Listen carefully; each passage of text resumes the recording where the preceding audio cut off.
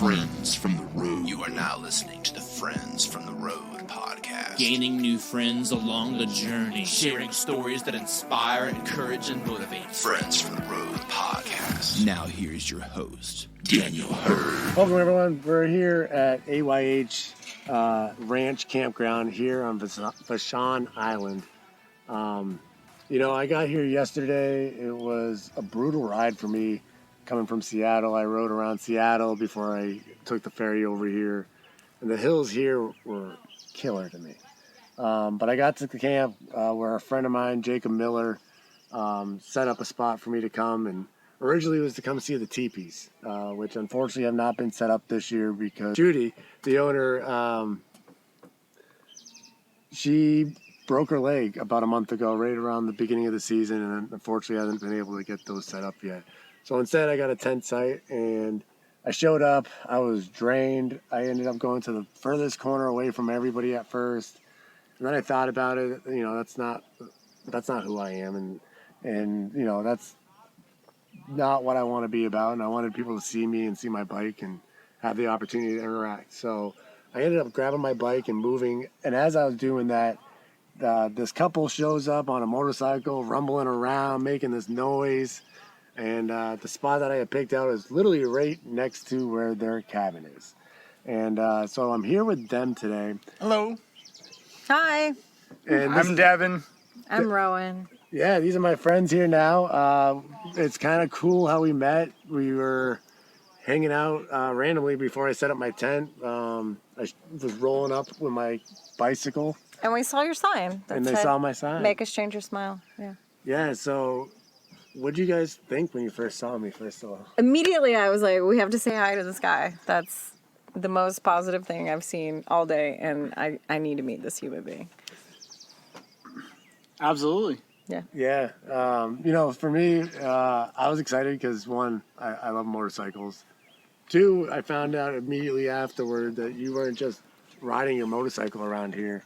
You actually have your truck with a trailer. We happen to have brought quite a bit of gear. Yeah, it's an island, so we wanted to come with the kayaks and the motorcycle. We brought them all. And we stumbled upon this awesome fellow. And I loved his sign. And actually, when we started talking, I clicked right away in the sense that I've been there. I felt that. And I want everyone else to feel better. Well, something that I think is really cool, as we're sitting here, and I love the message, and I want to tie this message in, is the fact that, one, you've gone through this, but two, you're celebrating your 32nd birthday today. I am. Happy birthday. Thank you, brother. Yeah, man. I just was fortunate enough to have a delicious steak and potato dinner with you guys. I cheers them. You can't see it. But, it was delicious, and, I'm really honored to be part of that tonight. Well, so one thing I want to ask is, you obviously you're doing a lot of ventures this weekend. Your birthday weekend, you're out doing this here, but you guys are also living here in Washington State, right? Yes, sir. Now, from talking to you, I found out what your trade is, and I love it because I've done it myself. And well, trades are important. They're good. And we need. And everyone says go to college. No, pick a trade. You'll make a lot more money. Yeah, well, I went to college too, so and I don't make any money right now. But do what you're good at. But I love what I do. Pick something you love. Yeah, and for people out there, if you're mechanically inclined, trades are awesome. And what you do is you're a plumber. So, do you want to talk about what you do for plumbing? Because I know you do some pretty interesting stuff. If you had asked me 6 years ago if I thought I'd be a plumber, I would have said, you're out of your mind. Really? Yeah. Why is that? Because there's a stigma behind it. But it actually takes a lot of skill. It really does. And a lot of heart and care and patience. And a lot of mind power and intelligence. And, yeah, a lot of mental planning before you do something. Yep. You have to literally map out what you're doing before you do it. Correct. And there is no margin for error. unfortunately. I mean, this is what it is. I mean, Well, especially from what you've told me, especially with the high-end work that you're doing. right. You know, it's different on a general contracting build house. But when you're doing high-end stuff, it really does matter. And it is delicate because I've Every done that breath as well. matters. Yeah. Every breath matters. Yep, absolutely. So, Devin, I really want to talk to your partner here, Rowan. Hi. We're gonna keep going. We're We're gonna go with Row. Yeah. But Ro, you know, when we were talking last night and we were getting to know each other a little bit, I was really excited because you had brought up a couple things that really started making my brain think. And one of them is obviously that you're a teacher. So, I am a teacher. I teach 4th and 5th grade. well, right, that's awesome what you do right now. I think it's amazing that what you guys are doing, especially with this pandemic. I think teachers don't get enough credit. And,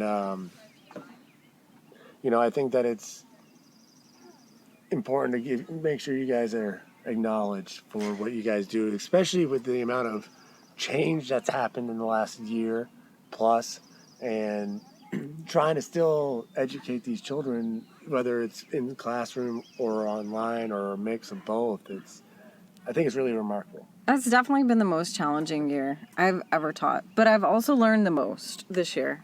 I think just about myself as a teacher, like what do I hold most important? Because I really had to whittle down my curriculum and say, in these 3 20-minute blocks, what is most important about this year? And so it's really been relationships and reading and writing. I mean, you know, and math, of course, but as much as it has broken me, it's also grown me. So I don't really know how to feel about it. Like, in some ways it's been really great.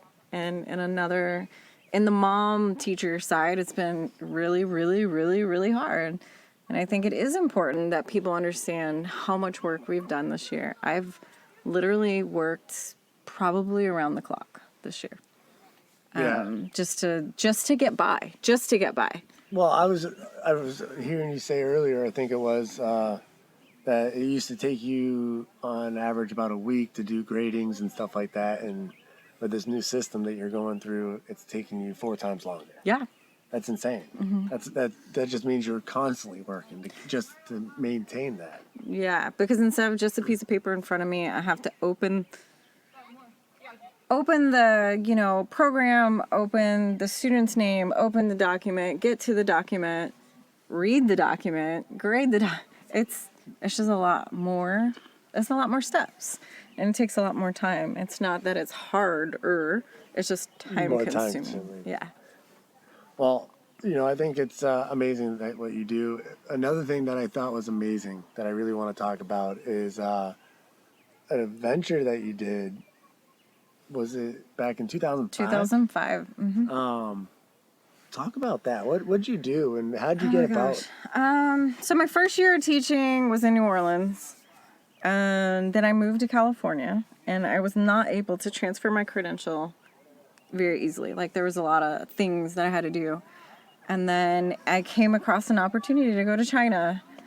I had been working, actually, not teaching. I'd been working at Victoria's Secrets. Okay. Because I couldn't find a job teaching. Like, I couldn't transfer my credential. I was just like, here I have a degree that I can't do anything with. And so I was offered the opportunity. Within 2 weeks, I quit my job, packed everything I had up, put it in storage, and I went to China for a year. And I taught in China. And you didn't know any Chinese or anything? I knew nothing about Chinese culture, China. Like, I had no. I mean, I babysat the people that lived across from my grandparents own a Chinese restaurant. I babysat their son. That is like the limited amount of Chinese that I knew. Like, it was very little. I knew how to say hi. That's insane. Would you be interested in sharing that story you shared earlier about your first experience going into a store by yourself? Yeah. So when I first landed, I landed in Hong Kong. I got my tourist visa, and I traveled to mainland China, and arrived at the school that I was going to be teaching at. And my class just happened to be like a Microsoft business class. And I was going to my first night of teaching, and I was like super bad headache. And my translator was like, hey, I've taught you enough. This is your first trial. Like, go into this apothecary and just ask them if they know English. They probably will. And then you can ask for aspirin. And I was like, okay. And she's like, I'm going to go up and set up the classroom. So, okay, I have this, right?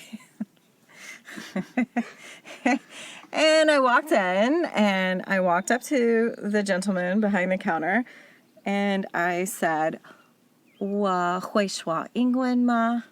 Which means, do I speak English? And he just looked at me and didn't answer. And so I left, because in China, being embarrassed is like a huge faux pas. Like it's called saving face, right? Like, you can't embarrass yourself. And they won't help you out because they don't want to embarrass you further. Okay. So they're actually being kind to not acknowledge that you're being embarrassing, which is super hard. So I walked out, and I was like rolling it through my mind. I'm like, what did I say? What did I say? And it was literally one word. So I would have should have said was 你会说英文吗? And I said 我会说英文吗?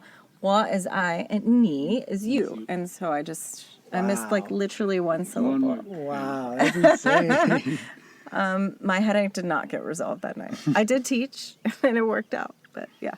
You know, I think that, and you did it. You ended up continuing the whole year. You learned a little bit more. Obviously, you learned the right and the wrong way. I did, yeah. And, I actually just moved around a little bit. I started out in Wuhan, and I wound up... Oh, so you were in Wuhan, huh? I was in Wuhan, central China, and then I moved to Beijing. I feel like I don't think half the world, or even any part of most of the world, I feel like didn't know where Wuhan was until this COVID. Oh, yeah. I didn't even think about that. Yes, Wuhan, China, yeah.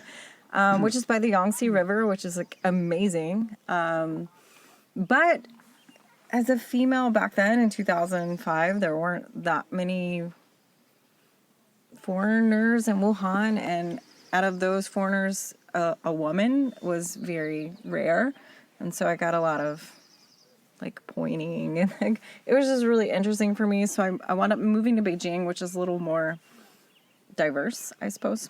Yeah. And I wound up teaching at an international Jewish school in China. That is also interesting. How'd that work out? So I worked, when I first got to Beijing, I also worked for an educational company. You know, they put you up in an apartment, and they kind of like contract you out. And so I was working at an elementary school, and I was teaching kindergarten. But for kindergarten in China is like birth through 5, right? So like babies. And I forget where I was at. I was at dinner somewhere, met some other expats, and the guy was like, hey, my friend's wife is looking for a teacher at their school. I'm like, okay, you know, like whatever. And he's like, yeah, her husband is the rabbi. I'm like, the rabbi? They're like, yeah, they have a Jewish school here. I was like, really? And they're like, yeah. And so I interviewed, and they hired me right away. So it was a 3-story building. Chabad was in the basement. So the rabbi was in the basement, and the first and second floor were the school. It was a K through 6, and I taught a Montessori kindergarten for Jewish kids in China for 6 months. So I learned a little bit of Hebrew, learned a little bit of Chinese, and I taught. It was kind of amazing, actually. That if people could see me right now, my mouth's just kind of like, Yeah. I'm just like in shock. It's amazing to hear all this. I'm always joyful to be next to her. You know, something that you brought up, and it kind of ties into the next thing I want to talk about, is you said you worked at Victoria's Secret. Mm-hmm. And, you know, it's interesting because you're also a published author. I am. You're at what? You said 13 books right now? I think I have 13 books, yeah. I might have to count again. 13 or 14? All right. Well, you're multi. In there. You're up there. And more to come. But More to come. You don't just publish regular books like regular people do. you actually publish romances. And they're not just... Okay. Which I looked at some of your covers. That's why I brought up Victoria's Secret, because it kind of tied it together. does tie in it ties in very well. Yeah, so romance is a huge genre, and there are also little subsets of romance, and I actually teach. I write reverse harem romance, which is even a smaller subset. A reverse harem sounds just like what you might think. Like when a dude has a harem, he has a lot of women, and a reverse harem is one female with multiple men. Mm-hmm. But they're like a family unit. It's not like... It's really hard to describe. There's an intricate family dynamic to it. But my first thriller horror book, non-romance, my very first non-romance book is coming out soon. Really? Do you have an expected release date? I'm about halfway through with it right now. Give or take 3 more months, maybe. Okay, yeah. So hopefully sometime by the fall. Mm-hmm. Okay. Yep. Well, we'll have the link for your website, so people can definitely check out all your books that you have already out. Yeah, and you'll be able to tell because Rowan, I use Rowan for romance, and I just use R for non-romance, so it'd be R Thalia. And then Rowan would be the romance novels. Yeah. All right. Yeah. Well, we'll definitely have those links up there for you, and for your Facebook as well. I think at this point, let's take a quick break and see where we go from here. Sure. I want to give a quick shout out to the people at Athletic Brewing Company, because if it wasn't for them, I would be still raiding the kids' cooler. Hanging out with friends and smelling these delicious craft beers intrigued me. Why there wasn't good quality non-alcoholic versions. I was told by some friends about these craft beers that I could have. Athletic Brewing Company produces high-quality beer without all the alcohol. I finally had a beer I could enjoy with the adults. My favorite is their IPA. I love the Run Wild. I'm also a huge fan of the Golden, Upside Down. So if you want to try Athletic Brewing to get it for yourself or maybe somebody else, go ahead and use my personal promo code RWD20 to get 20% off your first order. Brew without compromise. Now, back to the episode. Have you ever just watched the birds fly past? It's pretty amazing, isn't it?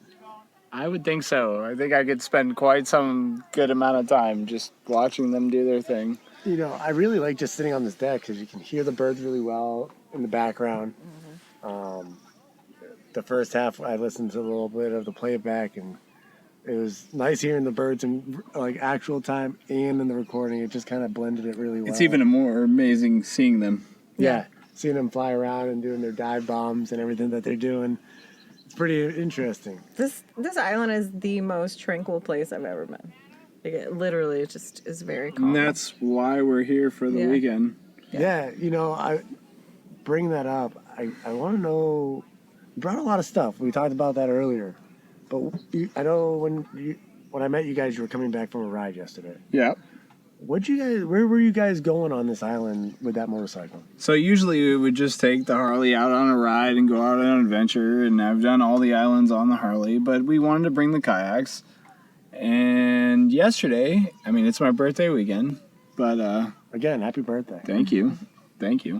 I love you, man. Love you too, guys. So we wanted to bring the kayaks, and we did. And this morning, for my birthday, we went out and took the... I'm talking about yesterday, Harley. Yeah, Harley we took first. The Harley We're going out Harley yesterday. first. We're going with Harley first. Harley first. All right, so we went to the farmer's market. Farmer's market. Yeah. How was the farmer's market? Amazing. What'd you guys get? Anything good? I got rock salt, and I got some magnets. Hold on, was this the rock salt that you used on Yes, the on the steaks. Yes. That was amazing. It was Yes, awesome. it was. It's called badass rock salt. It's literally called Badass. Badass salt. It's called badass salt. Badass salt. Is that the brand, the market, Yes. the farmer guy? Badass so can they salt. find them? Yes, I think it's like badass. Badass salt. All right, Yeah, there it is. I could go look, Guys, but check it out. for sure. Amazing. And so the one I put on the steak was a Merlot. Salt. It was delicious. It was so good. It was so. Yes. I took a bite of it, and I think I don't even know if I said it earlier, but it literally. I just made my dinner, not expecting to have dinner with you guys, and I went to take a bite of mine after I ate yours, and mine's still sitting over there. You're like, "Sorry." It'll be a snack later on. But Yeah, no, it was great. so after the farmers market, you guys still went and explored. Went to a lighthouse. Before the lighthouse, though, I found out that you guys went and had some good old barbecue. Yeah, Good we barbecue did. is hard to find. Yeah. Texas barbecue. I forget what the place was called though. Well, that's okay. It's probably one of the only. probably It's the only Texas only barbecue barbecue on here, yeah. Vashon Island, Yeah. so it's probably not hard. It was to find. fantastic. It was amazing. but And yeah, I'm from the South. I and actually heard it. say 100%, 10 out of 10, go there. Great. All right, I gotta ask you this question now. You guys brought it that you guys are from the South. You guys live here in Washington, but where are you guys originally from? I've been here for 13 years. I am originally from New Orleans. Okay. And I have been here for 5 years. Actually, it is my birthday today. So I have been here for 5 years, yes. And I am from South Florida. Awesome. Being from the South to coming to here, I bet it's quite a bit different. Life-changing. Life-changing. Yes. Yeah, Extraordinary. I came a few places before I came here. So I moved to California first, and then to China, and then here. So it's been quite Journey. quite a journey. Yeah. Quite a trek. But I'll never leave. Like I got here and I was like, this is my place. This is an amazing place. Like this is where I feel the most centered. I'm not gonna lie. My first day in Washington, I was not impressed. I was cold and wet, and I was missing the 85-degree weather that I just left.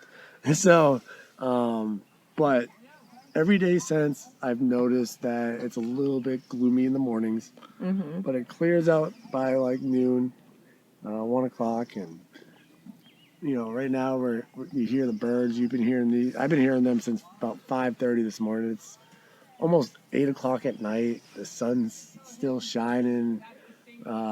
It's almost like a little sanctuary here at AYH. It is. It really is. And it brings me back every time. It's one of the most amazing places I've been ever in my life. It's a simple, like, just nice little retreat. Yeah. It really is, and it's far enough away. It's like still really close to Seattle and the city, but you have this feeling that you're really In the middle of not nowhere. anywhere. You're in the wilderness almost. And I love this place because of the fact, I'm sure that people can hear it in the background. There's kids playing. They're having a good time. There's families here enjoying this beautiful piece of land. And I'm excited to hopefully after this episode, I'm going to go check out this secret garden that's out back. There's a which little pond and everything. Yeah, it leads out to pretty awesome stuff. So hopefully I'll be able to check it out. And, but talking about ponds, today you guys did something pretty cool. You row actually For the first time. I went on And my made it first back kayak alive. trip. Yeah, and made it and came back in with the boat. Yeah. You went kayaking for the first For time. the very first time. How was that for you? For the first 10 minutes, it was terrifying. I am a really short person. I'm 4'11", getting into a really long kayak, and the seat wasn't fitting me right, and I didn't really know how Leave it to me to be. I'm a pretty experienced guide, but I didn't adjust the seat for a smaller person. So once I got my seat, it was amazing, though, because the inlet that we were in...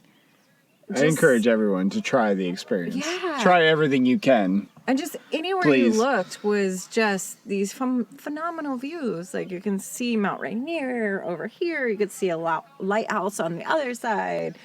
It was just great. Like it was very peaceful. There were a lot of like friendly people kind of like boating and paddleboarding by. And he talks to everybody. I don't. Which makes us a really great couple because it balances it out. It forces you to talk to people because he's talking. It really does force. I talk for a living, so I choose not to. But once he begins, I just kind of follow. I think. Yeah. So all the kayakers passing by, they said, "Wow, man, you have a stereo." And I was like, "It's not my first day." And then I asked them if they had a beer holder. But I think that's Devin. Like when you talk about people and what brought us in together, I think is Devin is constantly seeking to like brighten someone's day or just say hi to somebody or Like, So let me tell you a little bit more go into about that. how Dan and I met. This wonderfully extraordinary person came across my path, and I think we have similar ideas and a similar mentality in the sense that if you're coming across someone's path, make their day better. yeah. Yeah, I 100% agree with that, especially as I tell it all the time. I tell people, always say hi to somebody. You never know what people are going through. Right. And you it's could change their because life. You can just, by acknowledging a human being. You don't know what people are going through, and that simple And the thing, hi and a smile is exactly. Honestly, life-changing. we're on Sunday night this evening, and it is my birthday. On Friday evening, someone asked me what I was most proud of in life. And what Do you was know- that? My answer? Hmm. The fact that I will die an honest man, and the fact that I really, truthfully spend my entire life just spreading as much love as I can. So if I come across someone else in the world, I have a lot of love to give. I just want to see other people happy. There's nothing better than seeing someone else happy. You know, I think It helps a lot. it really does. And I think that it takes a certain person that has gone through certain things Yeah. to get Yeah. through that. Sure. And I don't think I think we all have the capability of doing it because we've all, as human beings, go through tough times. Oh, I am not the perfect person. No, none of us But are. it took a lot of me going through a lot of things to be where I am. Absolutely. Yep. Now, but the thing is, if we all could just remember that we all go through tough times and just think that, hey, somebody that we're going by, having it, going by in that day. Well, everyone may be goes going through tough times. So Everyone. But we tend to forget about our tough times and that people can go through tough times when we're not going through them. Yeah. Yeah. And I think Valid. Yeah, absolutely. I think like that one personally, song. I think a lot of people that have gone through the phases of suicide, or dealt with people that have gone through phases of suicide. I've been there, brother. Yeah, absolutely.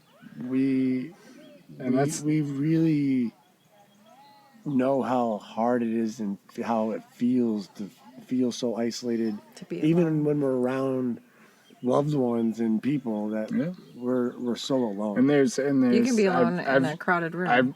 I've said it a million times. There's no worse feeling than feeling alone, and I've been there. And that's actually how me and this gentleman that we're all talking together with, Dan, is that in the sense that, man, I've been there.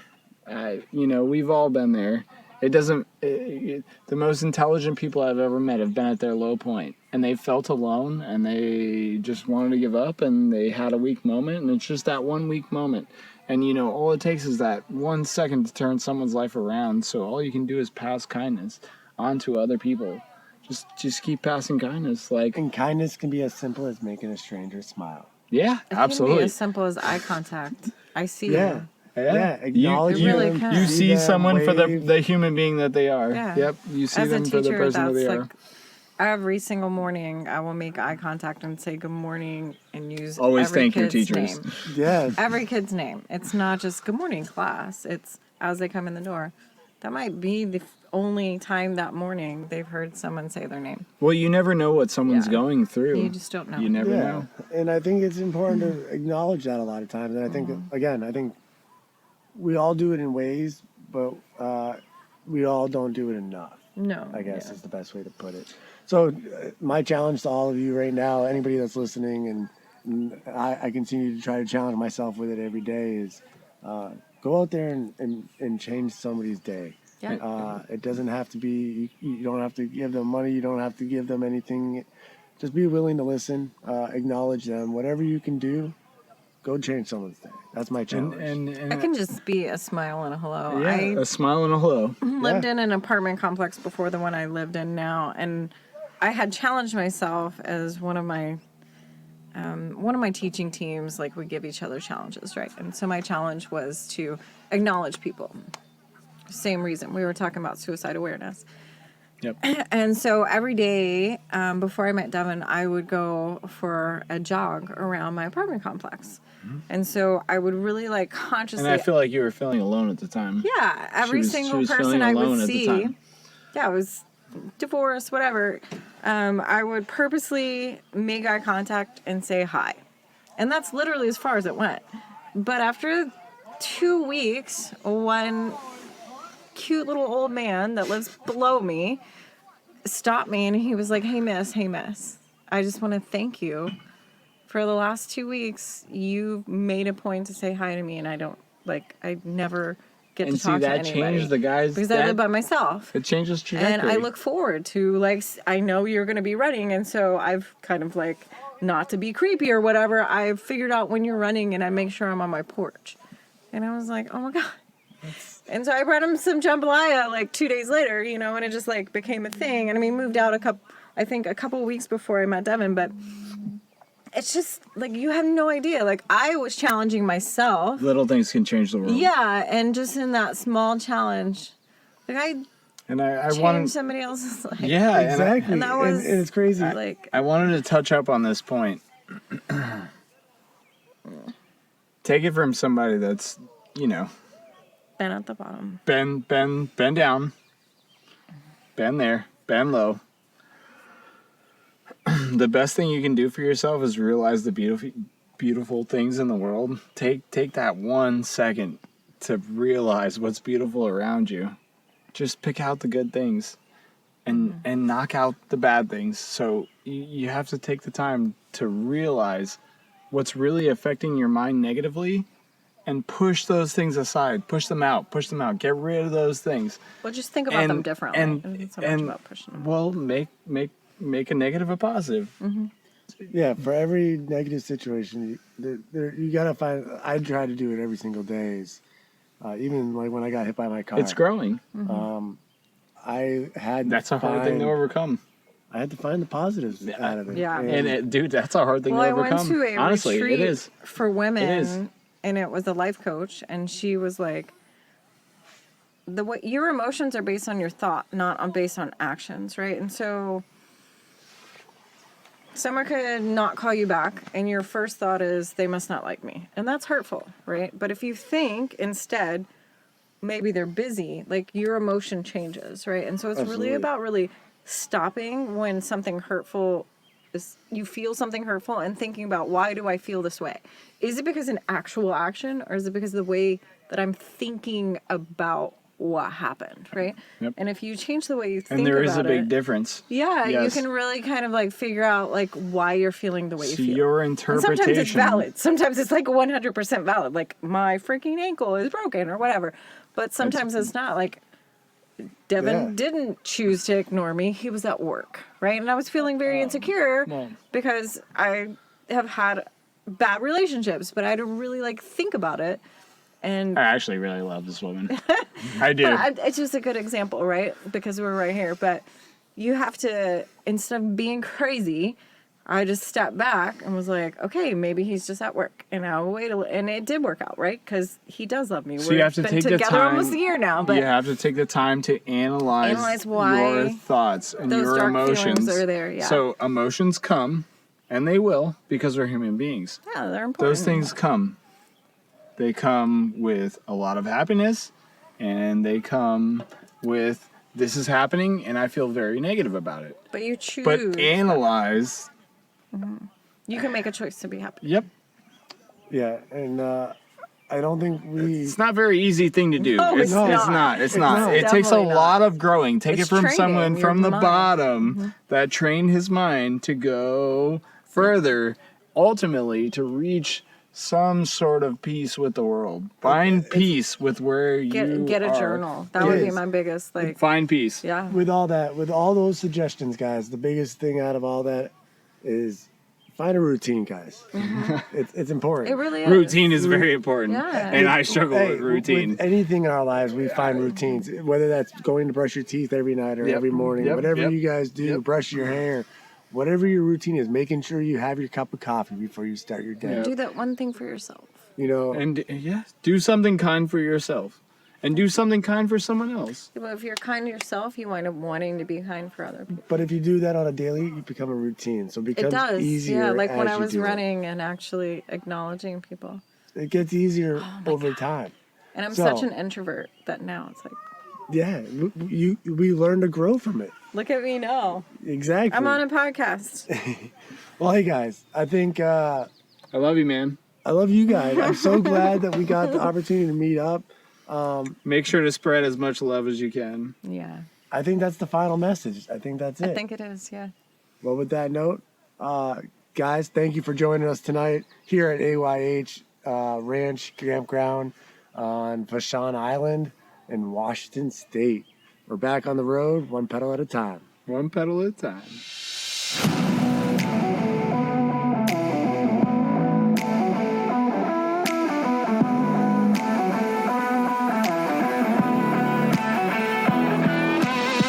Copyright OPAT Movement 2021.